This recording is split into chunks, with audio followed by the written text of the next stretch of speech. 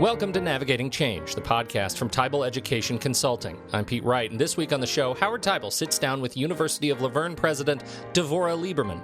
Her tenure at Laverne and her approach to leadership is defined by a guiding principle, that students select a major not based solely on their interest in a specific discipline, but in a mission, a guiding cause that reflects the mark they want to make on the world. Head over to TeibelInc.com to learn more about our work in education. You can subscribe to the show for free. Just click the blue button and we'll let you know each time a new episode is released. Before I hand it off to Howard, listen to just a minute of President Lieberman's message to the student body last fall. Welcome to the University of Laverne. Fall 2016, our 125th year. Do not just pick a major, choose a mission. Select your mission and ask, how will you change the world? You're here to major in a mission. It's your mission, it's your path. It's our job to help you get there. Welcome, Devorah Lieberman. Thank you for coming and being on the podcast. I'm delighted. Thank you, Howard. I watched the video on your welcome page. I was struck by this mantra that is so memorable and so powerful, which is that when you said, you're here to what? Major in a mission. Tell us about this. Thousands of students come across our campuses every single year. And what I hear students asking, or first I hear their parents asking, what should my son or daughter major in? And when I talk to the students, I say to the students, where do you see your life going? What do you want the University of Laverne to provide for you? And as the discussion always unfolds, they end up talking about purpose, finding a purpose for what they're doing with their lives. So that translated to, rather than just majoring in a major or selecting a major, I said to them, think about majoring in a mission and then choose a discipline or a major that will help you achieve that mission.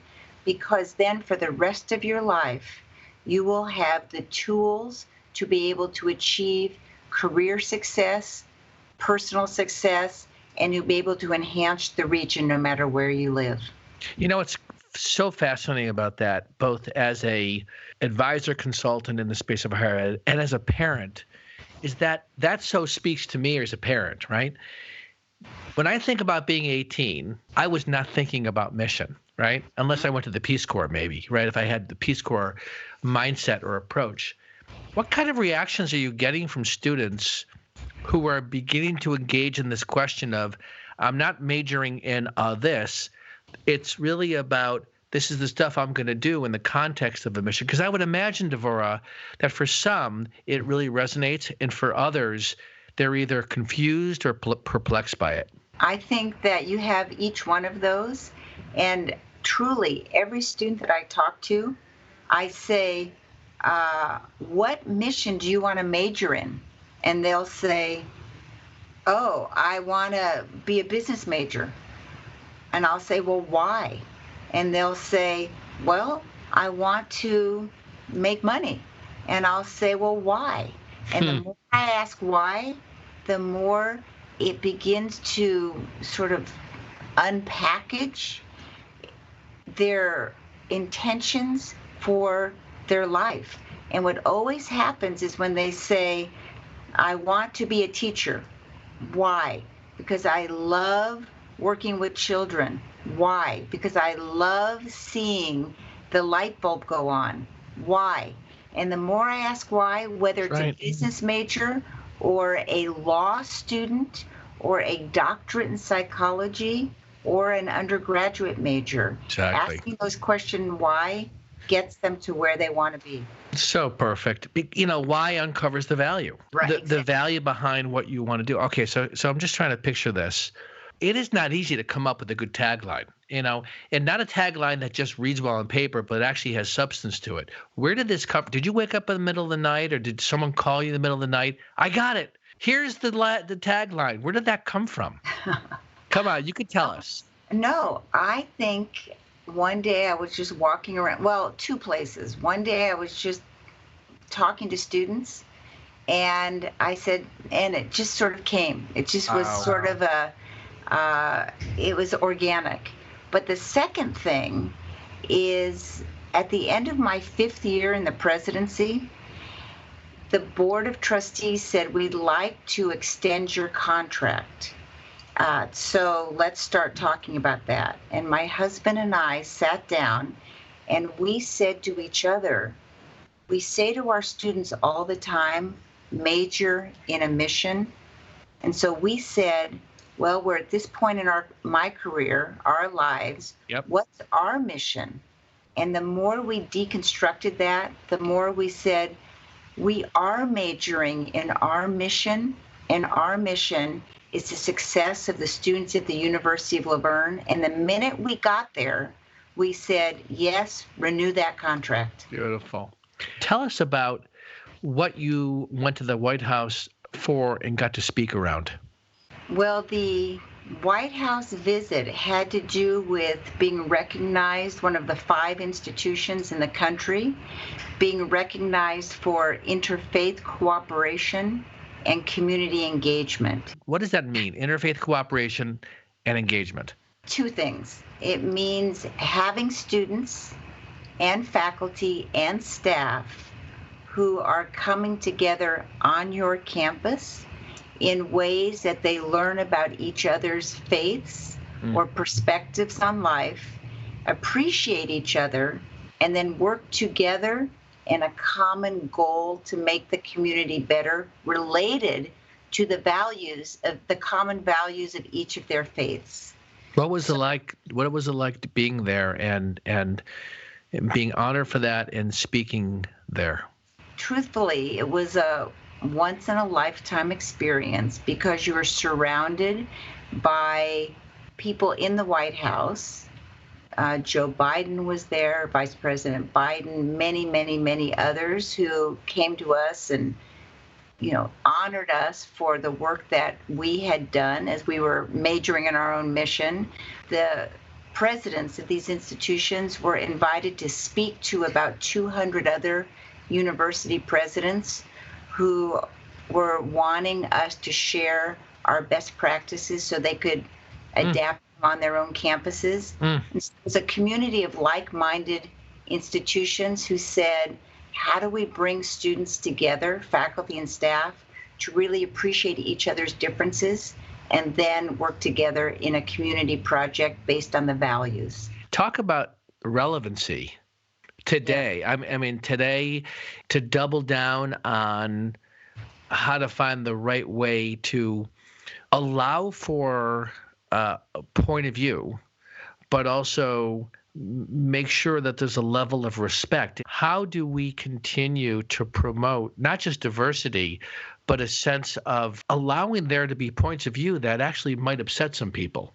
So how are you finding the conversation has shifted in terms of navigating this question of inclusivity now that we are, into 2017? Well, the shift on our campus has been more and more and more students wanting to get active in the conversation on the campus. So here's an example of what has been I don't want to say an outgrowth, but here's an example of how the students have taken it upon themselves to become more educated and to share their perspective. So every month, and this is hundreds of students, not just a handful, every month the students gather together and they go to either a temple or a mosque or a church, or, there are many, many, many different places of worship, and they all go together to a service together to learn about a particular religion or way of viewing the world. And then they gather together afterwards and they talk about their different perspectives. They also work every week actually. They go to a community garden, and together they plant and they harvest the gardens, and together they take those foods to the homeless, because that's at the core of all these religions, which is community engagement and making the world a better place. So these students last Friday, they did a march to about 1.5 miles from here to a mosque. They attended a service at the mosque, and then they gathered together and talked about what are our differences, what are our commonalities. So how is the campus, outside of the campus, relating to this? The media, institutions outside of the walls of your campus relating to that kind of outreach? Is it spreading beyond the walls of your campus in terms of the larger community seeing what you're doing? Absolutely. So this march that happened last Friday, 2/3 were from the campus and 1/3 were from the community. We've had several candlelight vigils in the past year for various reasons, all related to the San Bernardino attack and lots of other instances since then. And every time we have had a candlelight vigil here on the campus, we have had hundreds of people come from the community to the campus because they know this is a place where there will be interfaith cooperation for a greater good. And what you see on other campuses where there's been, I don't know the right language, but I'm going to say on other campuses where there have been active protests in defiance of the administration or acts, this has been marches saying we need to have interfaith cooperation and working together to a better outcome. Part of it that makes it a natural for the University of Laverne is because when we were founded in 1891, is our 125th anniversary this year. When we were founded by a Christian denomination called the Church of the Brethren. Okay. And we're no longer affiliated with the Brethren, but the Church of the Brethren was grounded in pacifism and tolerance of the other. So I think it just was a natural outgrowth today Beautiful. Of those founding values. That's awesome. And you're the first female president of the institution. Well, I'm the first female president and the first president who's not Brethren. Wow.